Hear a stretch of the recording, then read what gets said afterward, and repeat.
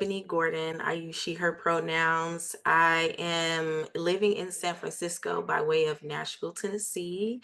So I'm a Southern girly, living in the Bay Area.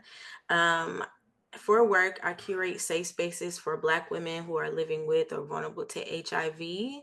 What exactly that means is really just providing them a space where they can feel free to be themselves, where they can laugh, they can cry, they can do whatever they feel in the moment, because I think that providing those kind of spaces is necessary for our health, our mental health, our life. And so I really live a life of making sure that Black women feel joy at all times. So this is right on time. There's a lot of uncertainty, especially in the times that we're living in now. There's a lot of opportunity for us to not feel like we can access joy, but I think that we can find joy in the smallest things, like walking by a bush of flowers, or we could see somebody on the street and give us a smile. And so joy can be found in those little moments. It doesn't always have to look like celebrations and all these kinds of things. I think we can experience joy in the smallest things. And I really do live a life of that. I had an understanding of what HIV was, and I had family members who were impacted by HIV. But when I began doing work in the Black queer HIV space, I think it opened up my eyes to know, like, no, like all of these people can be affected by HIV in negative or positive ways. And so as I moved through my HIV advocacy work, I found myself doing work with long-term survivors of HIV. So whether that be folks who are born with HIV or folks who have been living with HIV for years, decades even. When I found myself in that advocacy space, I felt like, okay, like this is what it's for. This is what this work is all about. Moving through life and seeing people who are gracefully aging with HIV. They may have experienced like these hard things in life, and that's guaranteed. Many people who are living with HIV have experienced trauma. And so seeing these people grow older, seeing them recognize and own who they are in their own humanness and their own humanity has been really eye-opening and refreshing, really, in this work. Especially going from an outreach perspective where we're reaching out to people, getting them tested, like that's one part of the work. But a lot of the work comes after that diagnosis comes for some folks. It's all about relearning who you are. It's about just knowing who you are in this new kind of environment and with this new information. And so seeing people age with HIV is really such a beautiful thing. And it makes me sad that some people couldn't experience that, but I think that we have lots of work to do with the people who are here and making sure they feel supported. So I'm a very creative person, so I'm gonna find colors that resonate with me as I'm walking down the street. Like these, like I said, it's the little things. I like to tell people that Thursdays are my favorite day of the week, which is odd. I was born on a Thursday, so I hold Thursdays very dear and dear to my heart.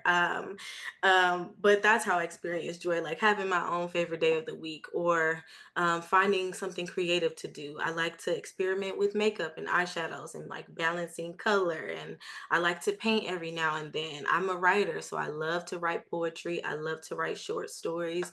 I like to write letters to folks and like make sure that it's, like poetic in the language. And so as a creative person, that's how I find, joy in my own personal everyday life. Not only that, like having small conversations with people I love, being around the people I love, doing my favorite things like going to the movies, having popcorn. Like it's the little things that really like bring me the most comfort and the joy on a daily basis, honestly. Black women are tea, honestly. I wouldn't want to be anything else other than a black woman in every lifetime, to be honest with you. I think we have a special something something. If I see a black woman on the subway, like I'm gonna, make sure I'm making eye or not make sure, like not in a creepy way, but like I'm gonna make eye contact and like make it a point to smile because that black woman needs a smile. She might be going through something and that smile could just brighten her day. So I love black women. I love that we can share that kind of energy with each other. My best friends are my mom and my sister, and so that is a sacred bond in and of itself.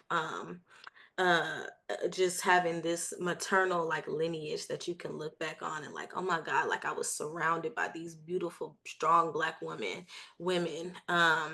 What else do I love about black women? Our hair. We can do anything we want with our hair. We can have an afro, we can have a twist out, we can have locks. I just love how versatile we can be and how whenever we walk in the room, like we're gonna light that thing up. It might not be intentional, but it's who we are. We're gonna light the room up regardless.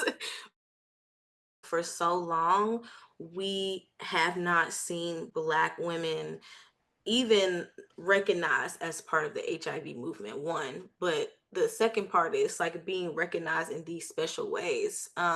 Black women have always been affected by HIV, and Black women are going to continue to be affected by HIV, just like any other human who's walking the earth, right? So I think that this initiative is special because we're intentionally celebrating Black women for being who they are. Really, sometimes we don't get recognized for being who we are. We're just in the room, and yeah, I'm a black woman and I'm going to stand out because I'm a black woman in this room. But am I being celebrated? Am I looked at as someone who's worthy of receiving any type of recognition? So I think that this is and then add HIV on top of that, right? So I think that it's something that is so special for Black women to see themselves being recognized and being celebrated and standing together and kind of just, yeah, just experiencing life together, and just being celebrated. I don't know any other way to say that, but I just think it's so special for Black women to see themselves represented in this way. I think really all it takes is intentionality and wanting to improve relationships with people.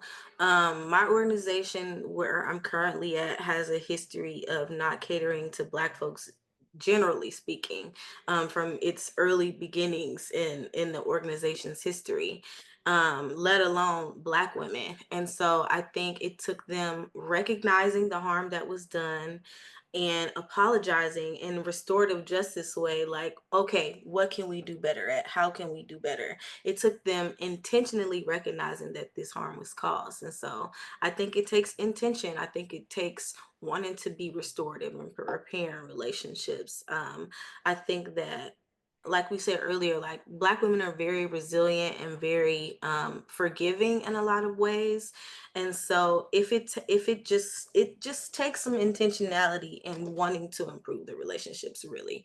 As same for allies. As a person who's not living with HIV, I take it really seriously, like this sacred work that we're doing with Black women who are living with HIV. It really is sacred work because some people have lost their faith in themselves, their worthiness, feeling worthy of being a human in this life.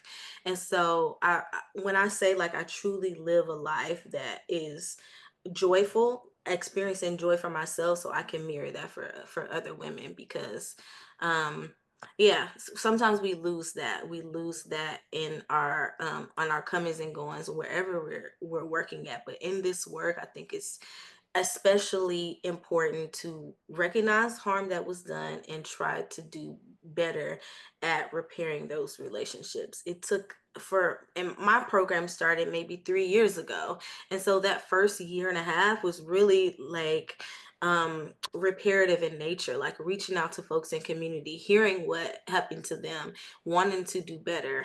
Sometimes it takes someone who looks like them. So me as a Black woman, they felt like they were safer in an environment and talking to another Black woman. So yeah, recognizing the harm that was done and making steps to repair relationships. I feel most joyful when Black folks are smiling. To me, celebrating honor Black women means recognizing Black women for being the rock stars that we are.